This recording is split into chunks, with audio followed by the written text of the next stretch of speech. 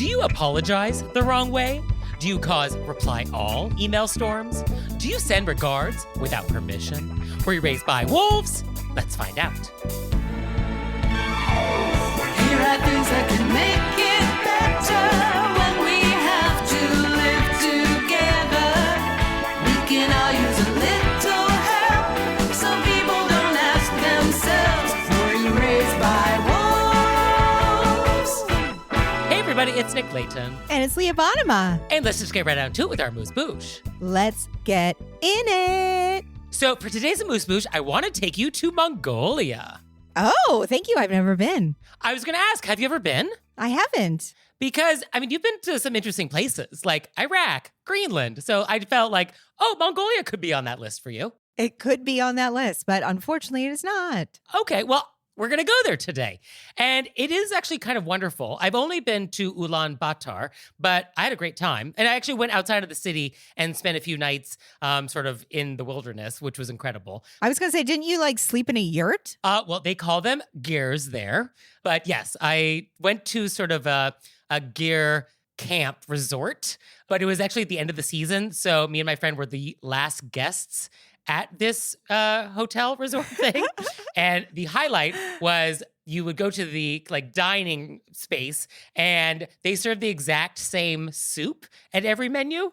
And they kept saying the name of it, but we couldn't quite tell what it was. We couldn't quite make it out and we were too embarrassed to ask. And so they would present this carrot soup and they'd be like, Kreshti potage? And we're like, what? Like, Kreshti potage. And so we were there, I think, for 2 nights. And so we had this soup. I guess we had 3 meals. We probably had this soup 7 times. But I really loved being in Mongolia. I rode horses. I kind of experienced the majesty of their landscape. The city itself is wonderful. So highly recommend. That's so cool. And so I want to tell you about a very special etiquette thing that, as far as I know, only happens in Mongolia. So, Leah, you're in Mongolia and you accidentally step on somebody's foot. Okay. And so the question is, how do you apologize? Well, just because this is the setup, I have to assume that I wouldn't say what I would normally say. That is correct. Yes, you are being set up here. So what I would normally say, not in Mongolia, because I've already been told that it only is there, is I would say, oh my gosh, so sorry I stepped on your foot. Yeah, that would not do the trick. So that's not it. So I must have to say, I also think I'm so sorry your foot was under my foot is wrong. Oh, yeah, that's not a winner. You could say something like, how lucky am I to have touched your foot? You actually don't say anything. It's what you do. Should I touch their foot with my hand? Oh, wow. So what you're supposed to do is you're supposed to reach out and give them a handshake. Oh. This is polite. So I step on their foot, I turn around, I just reach out and give them a handshake. Yeah, get that hand right out there. Handshake. Yeah.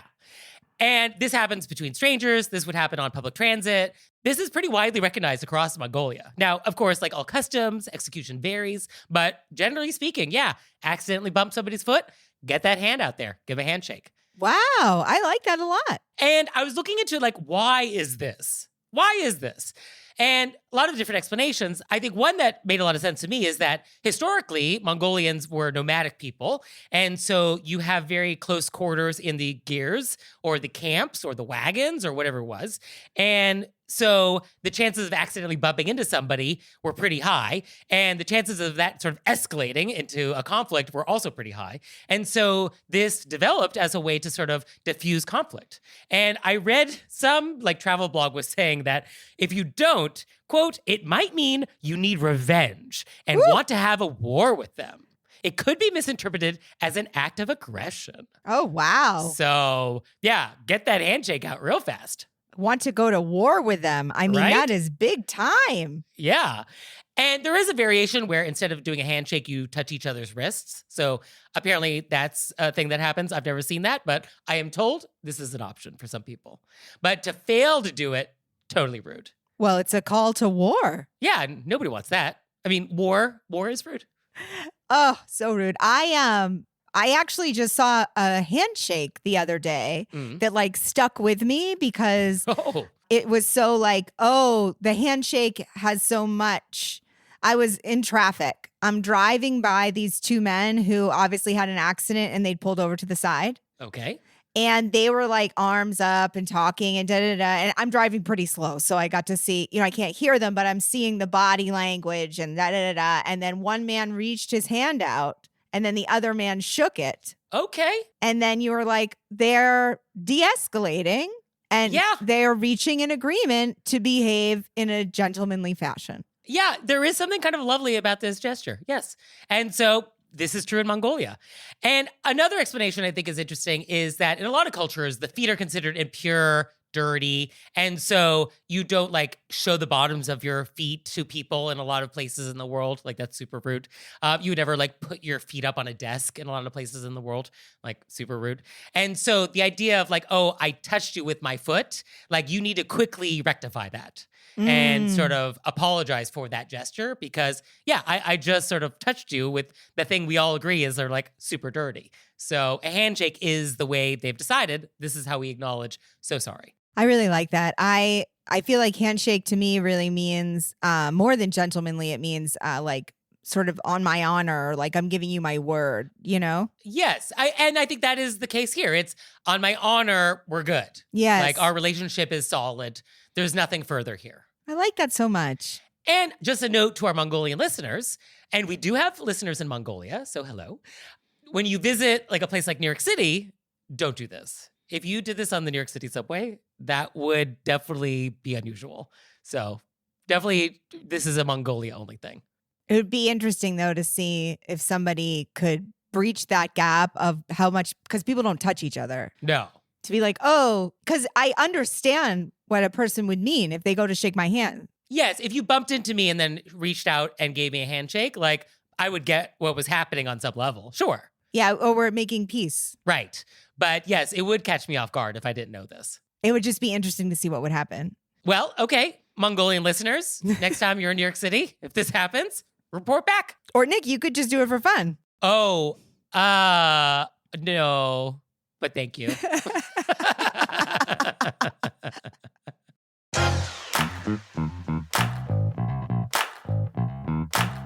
And we're back, and now it's time to go deep. Deep and onto those computers. So for today's question of etiquette, we got a wonderful email, and it's quote, I could really use your help in regard to email etiquette. I have been a trucker for about 25 years, but now I'm an ad salesperson at a small town newspaper. How exciting. I know, it's thrilling. Long story short, I have no real email etiquette, and I feel like when I'm emailing, I am a caveman. Want to hit the high points of how I can be a bit less wolf-like? Recently, I sent a BCC email and did not send the attachment. The boss says to immediately follow it up with an oops, my mistake, here is a resend. Do you have any solid advice? I was so excited when we got this email. Yeah, you were. I really was, because I think it's like a great, we've discussed email in different, at different times. I think it's nice to do a refresher and to bring it all together. Sure. And as like an intro, I also, as I was telling Nick, I've always been slightly obsessed with people that drive trucks. Okay, you just love CB radios? Well, I think as somebody who drives so much, like obviously I don't drive anywhere near as much as a trucker, but No. not at all. But I mean, I've driven across America 5 times last year. Yeah, I mean, that's pretty good. And, you would always see like the trucks that, when they're sleeping over, or they're pulling over for a rest. And, it's so many different landscapes and different weather and, and it's people are out on their own. And I see some people have dogs and it's just like an interesting life to think about. Totally. And then my friend is a trucker and she actually had a little back room in her truck. And then she would sometimes bring a friend. It's just so interesting. So then I just love this whole, I was a trucker for a long time and now I'm working at a newspaper and let's do an email refresh. I said, yes, this is perfect. I love this person. Yes, I think based on the email that I get, we have not solved the problems of email etiquette yet. And so I think a refresher, not a bad idea. Also, the first thing I wrote down for our letter writer here was welcome and sorry to the world of email because it's the best thing to ever have happened, and it's the worst. I mean, it truly is the best of times and the worst of times.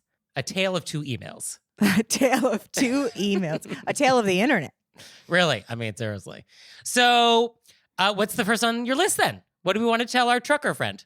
The first on my list is not what I think is actually the order of things. Okay. But it's what I learned, we talked about on the show. Mm. It was something that I'd struggled with, and I had to like reach out to a friend. Obviously, this is before Nick. Before I came into her life and fixed it all. Yes. Mhm. So I'd reached out to someone, and I had to, somebody introduced me to somebody else on an email, or somebody was like passing something, and both of us were on the email. And then I didn't want the other person to be on the emails anymore. So I didn't blow up their email box. I didn't know what to do. And so it was moving somebody to the BCC. Moving you to BCC. Okay, yeah, let's talk about it. Because I think that is the thing I'm seeing most often these days that is not being done correctly. And let's just review the basics. Yes. So you just say, Chad, thank you so much for introducing us. Or Chad, thank you so much. I'm moving you to the BCC. And then you start the message to the person that you're going to go back and forth with. Yes, and in that email that includes Chad, Chad's email address is in the BCC area. So he will receive your email, but the thread moving forward will not include him. Yes, he has been taken out of the to section and moved to the BCC section. So yes, the blind carbon copy, this is very important. Yes. So yeah, anytime there's an email introduction, anytime you want to just sort of do a handoff, the moving you to BCC, this is what you do. And you just say that in the email. Hey, thanks, Leah, parentheses, moving you to BCC. And for some reason, when that was explained to me that that's all I have to do, I really felt so much more confident about emails because that came up so much. It really comes up more often than you think. Yeah. I love it. But the first thing on my list, which I think is related, is remember your training. Just remember your training. Etiquette is all about being mindful of other people. And so that includes people's time. And so wasting people's time with email, like that's always going to be rude. So I think as long as you can be respectful of people's time and their eyeballs, that is really going to solve a lot of etiquette problems. I love the idea of being respectful of people's eyeballs. Yeah. Oh, for sure. Yeah. No, if you send me an email that has a solid block of text, a 2,000-word paragraph, my eyeballs, they hurt so bad trying to read and to figure out what do you want from me. So just make it easier on my eyeballs. I think that's such an important note. Exactly that. Make it easy for them to figure out what you want from them. Yes. What is the point of this email, please? What's second on your list? Well, related to that, clear subject lines. I don't want hi or following up. Like, that's vague. That wastes my time. Like, what is this? You're following up on what? Like, what is the point of this email? So I need something like following up on next week's episode - need approval on something. Like, give me what this is about in the subject line. Wait, in the subject. I thought you were saying in the email, people were just writing following up with like no context whatsoever. Well, if you're just saying following up and you're forwarding a older email, then that's passive aggressive. Because that's basically saying like, I didn't get a response. Following up. I don't think I've ever just written following up in my whole life. Oh, I have definitely sent emails, and I'm not proud of it, but I've sent them where it's just see below. I hear you saying that. See below. Yeah. So I have sent more than my fair share of those. Probably not polite, but sometimes you just hit your breaking point. I'm human. Well, at least it's direct, and I know I got to see below. It's direct. Yeah. The thing you need, it's below. So just see it. And please act accordingly. But next thing on my list is I do like a nice introduction. So either just your name, comma, hello, comma, just give me a something. It is interesting. The higher up somebody moves in an organization or the more power they perceive they have, the briefer their emails get, where you get like one sentence emails.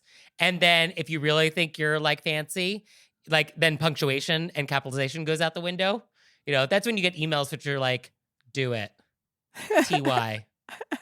Okay. So I don't love that. I think no matter who you are, what job you hold, I think it is nice to use like full sentences and sort of like be nice about it. So I would like a nice introduction, body, closing. I was going to say higher up, or you're just emailing with comics. Or that, sure. Now, I think for our letter writer's example of like, oh, I forgot the attachment. This happens, not a big deal. And yeah, all you have to do is be like, oh, forgot to attach it. Please see attached. I've done it many times. And for that, I wouldn't necessarily need a dear everybody again. Like I would be comfortable one sentence. And I think I would sign my name -N. Just like a little like, oh, here's a little memo. Sometimes I write, but it would be somebody who knows my voice because I have often forgotten attachments. I say, Forgot attachment, mortifying. Mortifying is definitely a great word that you use. Yes. And then I put -LDB. Nice. Yeah, I like that. That's your signature. I think that something Nick said was really important, and that is not a big deal. Just send it again, add the attachment. Oh, yeah.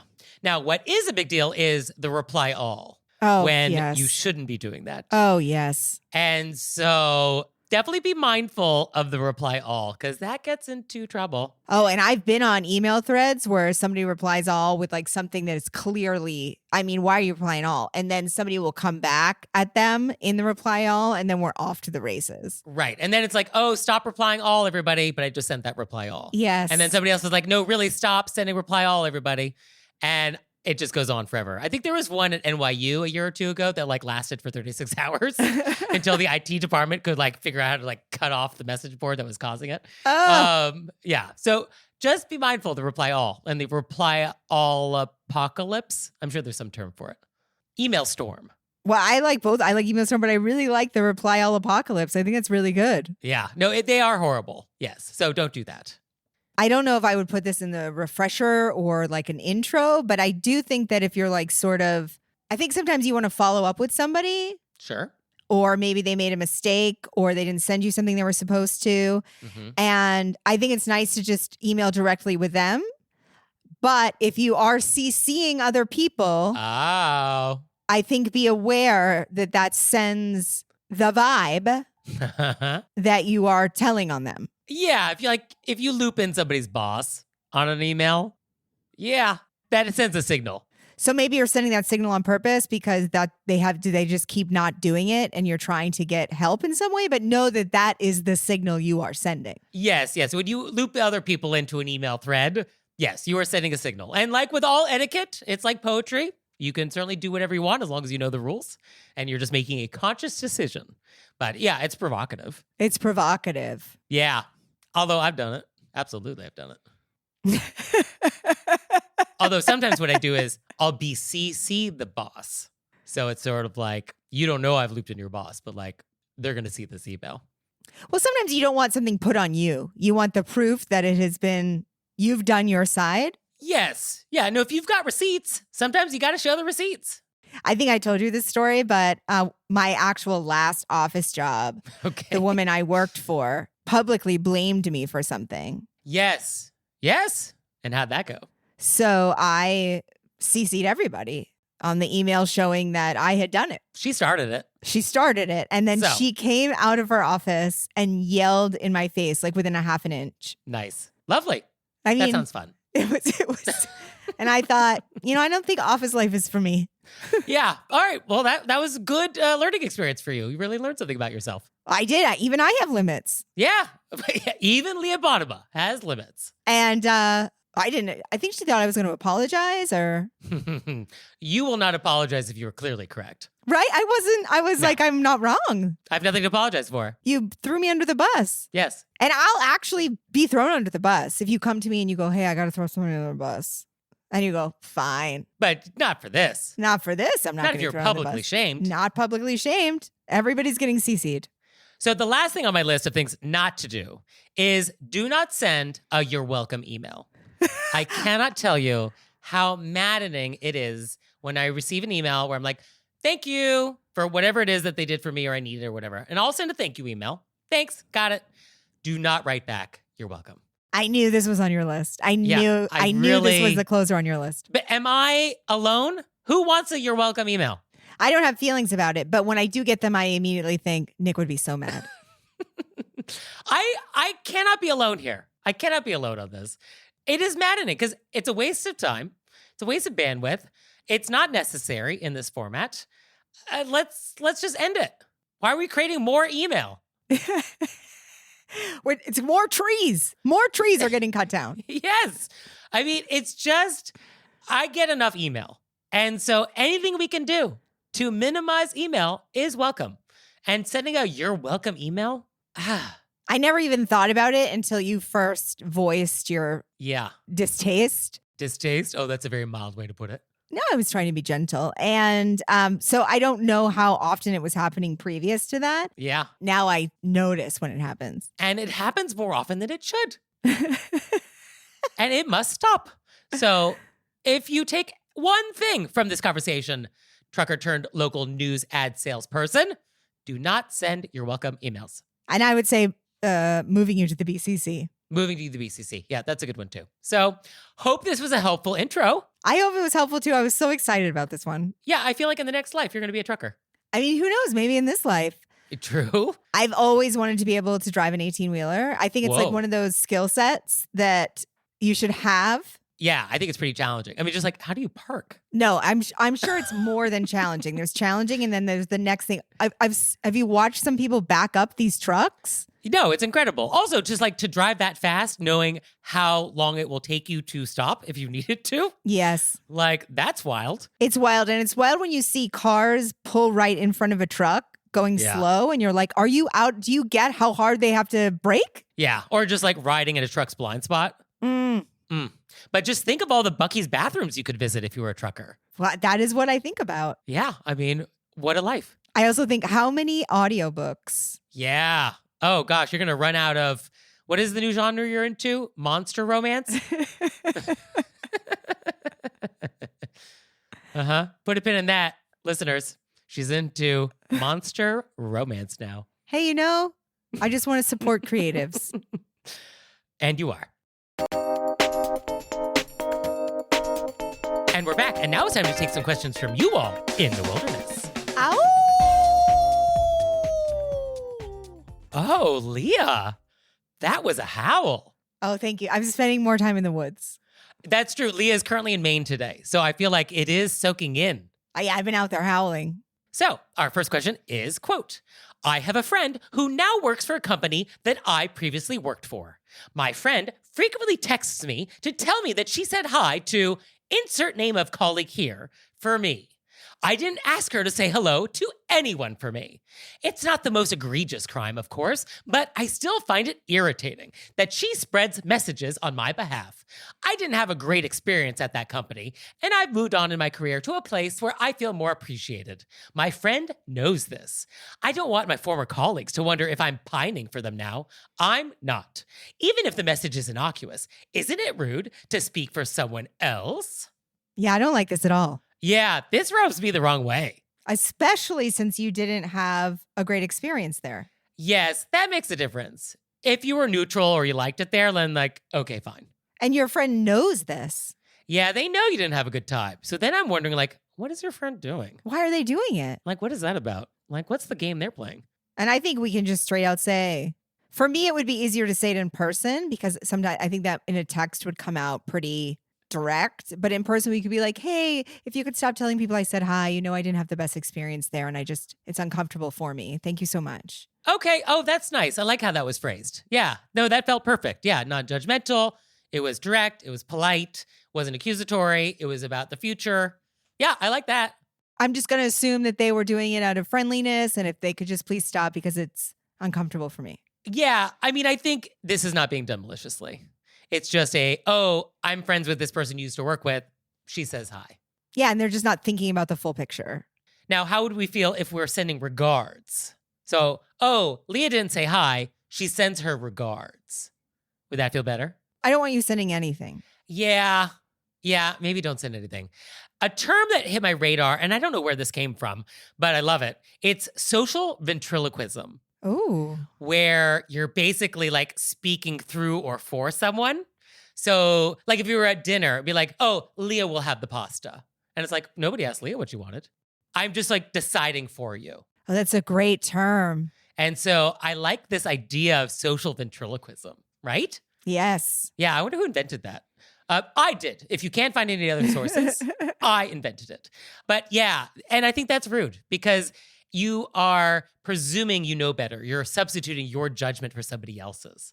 And that always is rude. I think it's possible this person is doing it because they want to make friends or so they're trying to like use this person as like a diving board from which to jump off of into their own relationship. Yeah, I think it is to try to develop a little rapport with the new colleagues. Right. But they can still not do it. Also, if that's the case, then that could backfire because you don't know the relationship that your friend had with her colleagues. Like, our letter writer doesn't love her old workplace, but who's to say that the workplace didn't like her either?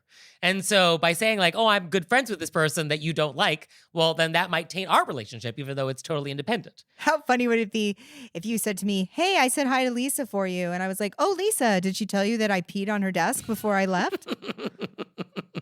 And so when you saying Leah says hi, it just seems like a that threat. Would come across in a very different way. Yeah. Oh, that'd be amazing. Yeah. So I think that is dangerous. I love that we went to desk. I mean, at least give me like coffee pot. Like we're just going around on the desk. No, now? I just was thinking of like the most egregious way a person could walk out of an office. And I feel like if it's that you walked onto That's top someone's 10. desk and peed on it. Yeah, no, that's top 10, sure. So yes, I think you are allowed to be annoyed by this. Top 10. Peeing on somebody's desk? Top 5. Top 3. Oh, I could think of a lot of other ways to exit an office dramatically beyond that. Oh, come now. Where's your creativity? Well, then I want to hear the other 9, Nick. Oh, I can't do it on air. Absolutely not. That is NSFW. So our next question is, quote, what is the expectation of buying gifts when you travel? Are we supposed to be buying gifts for family and friends and coworkers every time we travel somewhere? You see this in TV shows, and I recently went on a trip with my sister, and she made sure to get a gift for her husband, kids, and our parents. We ended up going together to get the gifts for our parents, and I did purchase a few things for friends. But I bought these gifts because I knew they would love these items and not simply because I was on a trip. Does it make a difference how soon you'll see a person post-trip? For example, I usually buy my dog sitter a little gift when I'm on a trip because I know I will see them right when I get back. But I live across the country from my parents, and I probably won't see them for a few months. So I don't usually feel compelled to get them a gift. Also, work travel versus personal travel? I have a multi-country trip coming up, and I would love to hear your input before I leave and potentially commit an etiquette crime. I don't think we're obligated to buy gifts for anybody. We are not. No. I think the idea that you buy a little gift for your dog sitter because they were, taking care of your dog while you're gone, and you come home and you're like, here's a little something extra to say thank you. I thought of you when I was in Kentucky. That's lovely. Yes, and I think that would be a reason to get something in your travels.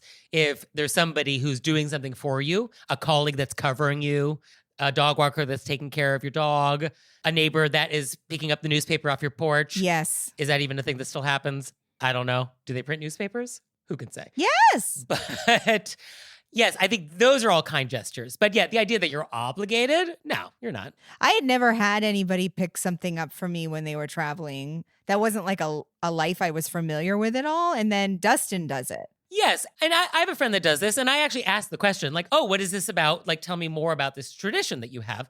And the way it was explained, at least in his family, is that his parents and some of his relatives don't have the opportunity to travel the way he does. They just can't do it. And so this is his way to sort of bring them in to his world, share some of these experiences with them, make them feel a part of the trip in some small way. And so that's what this is about for him.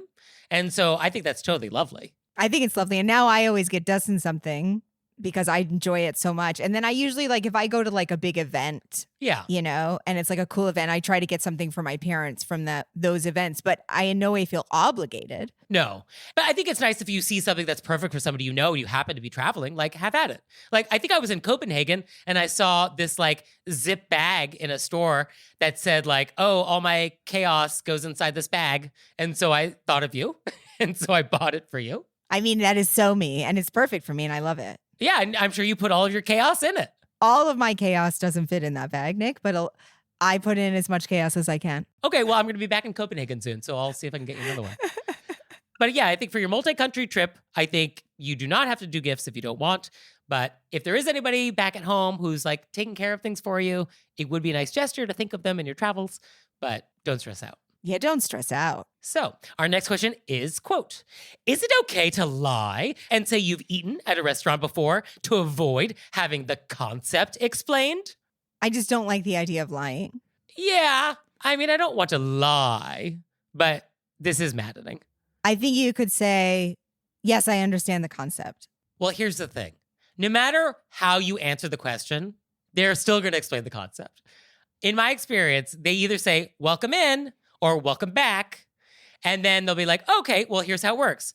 Or they'll say, oh, so as you know, here's how it works. And so you get the same speech either way. I think it doesn't take that long. It feels like it's taking forever. I mean, sometimes it takes a really long time. And it's always before you have a drink or before, like, it's always like, oh, I'm hungry. Like, can we do this at some other point? This is not good timing for me. I mean, I wonder if there's a way to say that. Because, you know, as somebody who was a waiter for a long time, they have to say it. Yes. I wonder if you could say, I know you probably have to explain it to me, but I would love to get a beverage first. I'm parched. I'm parched. Okay.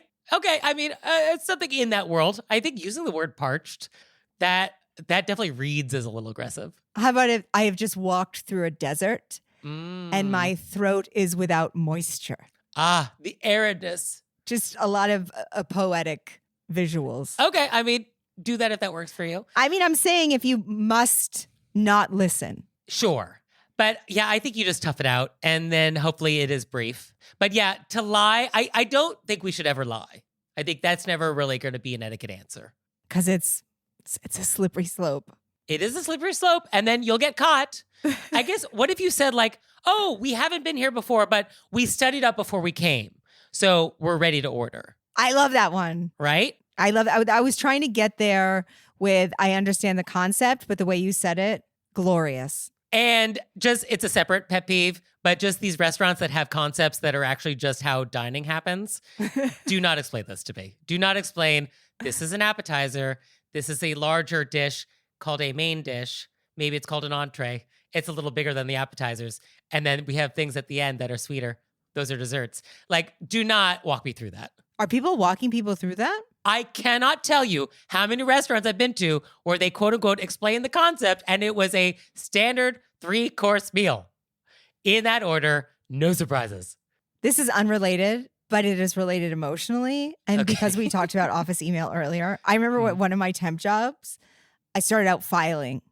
And this lady came over and she explained filing. Oh. She goes, so months are numbered and January is 1 and February is 2. So if you get something for February, and I was like, is this really happening? Wow.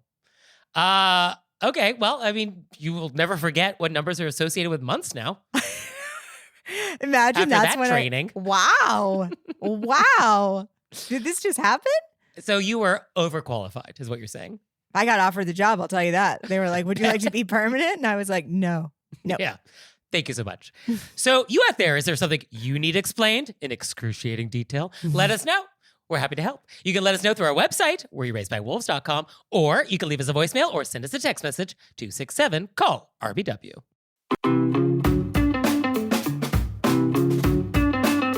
And we're back. And now it's time to play a game we like to call Vent or Repent. Vent or repent. Which is our opportunity to vent about some bad etiquette experience we've had recently, or we can repent for some etiquette faux pas we've committed. So, Leah, would you like to vent or repent?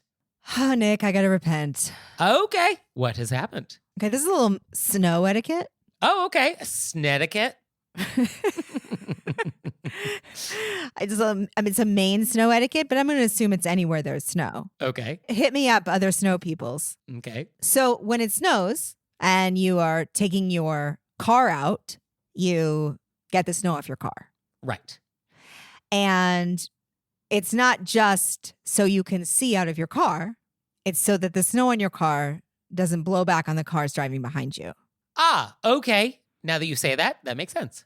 Right. So when people like leave that whole pile of snow on top of their car. Right. And then you have to drive behind them, you're just getting whacked with their. Oh, yeah. It's blowing in dust or it's like chunks. Yeah. Right.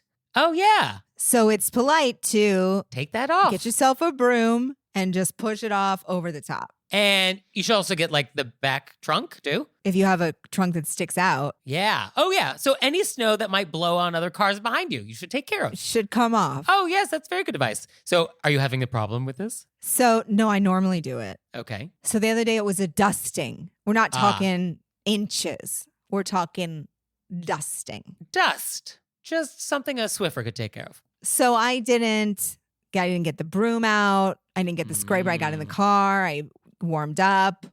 I put on the windshield wipers. Away we go. Away we go.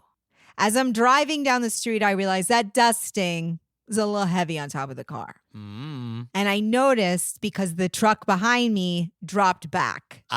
Because it was flying off my roof. Wow. And then that truck pulled off, and then the person pulled up, and then they dropped back because it was still coming off. And I was like... That was quite a dusting. I was like, a little more than a dusting, Leah. You should have handled your business. I mean, I guess what's good is that you have California plates. So everybody knows. Oh, I don't drive my car here. I'm driving the truck here. Oh, okay. Oh, those are local plates then. Oh, Yeah. so the people are like, oh, this person should know better. They're like, they should know better. I was thinking if you're driving your California car, they'd be like, Californian. I know. Anytime you say that, or anytime someone says those words, know better, I immediately think of, as everybody does, Lord of the Rings, when they go, a wizard should know better. And that's what I think when I do something rude like that or stupid. Like, I know better. It seemed like less snow, but then it's hitting everybody behind me. And I think, a wizard should know better. I guess your eye for snow has really deteriorated since you've left. You know what, Nick, it has. You know what was really embarrassing is that I was mortifying. As a Mainer, mortifying. Driving across, I hit 3 snowstorms. I wake up, snowed more overnight.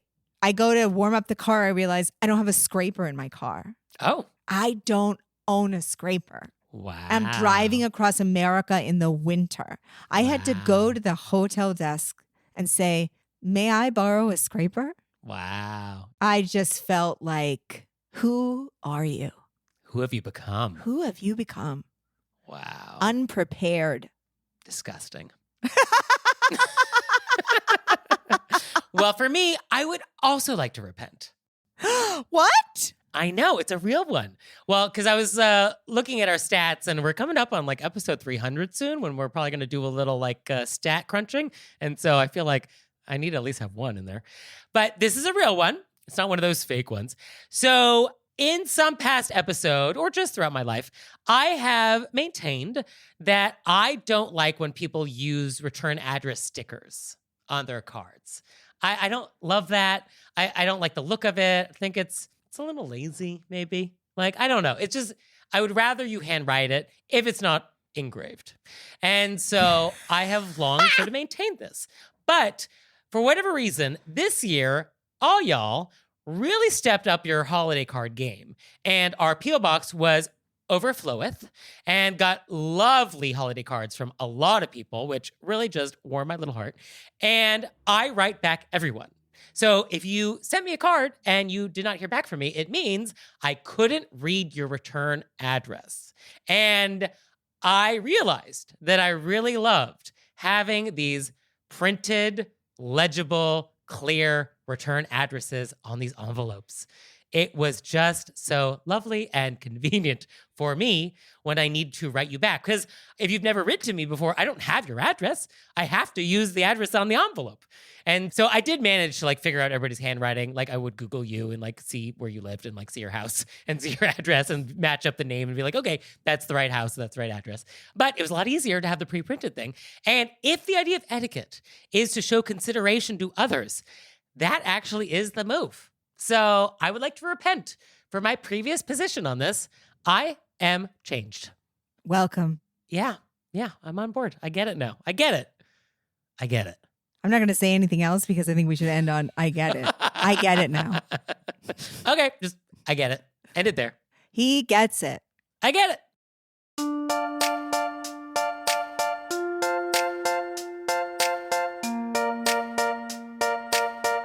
So, Leah, what have we learned? Can I say 2 things? I mean, break the rules. I mean, that's so me. Yeah, all right. What have you learned? Well, I learned that if I step on someone's foot in Mongolia, I'm going to shake their hand You sure are. immediately. Yep. I'm going to put my hand right out. Get it out there. And I learned the term social ventriloquism. Isn't that lovely? Yeah, it's really... I mean, the actual thing is not lovely, but the term is cool. The term is very descriptive of what's happening. And I learned that among the long list of things you want to be when you grow up, trucker. You want to be a trucker. Yeah, it's on the list. I mean, why not? What a skill set. Well, thank you, Leah. Thank you, Nick. And And thanks to you out there for listening. I'd send you a handwritten note on my custom stationery if I could. He would. So for your homework this week, I want you to try to stump us. Give us your hardest, most complicated, nuanced question. See if you can get us to not know how to answer. Stump us. Oh, I love that. I want to be stumped. Yeah. Is there such a question or scenario that is just so beyond we're at a loss for words? I can't imagine. I feel like you would do research and find something similar. I mean, I would always do my best to come up with something, but... And I would be like, hey, this gives me a lot of anxiety and I had to eat multiple Tums, but if I have to say something... Right. So try. We would love to hear what you can come up with. And we'll see you next time. Bye. Bye.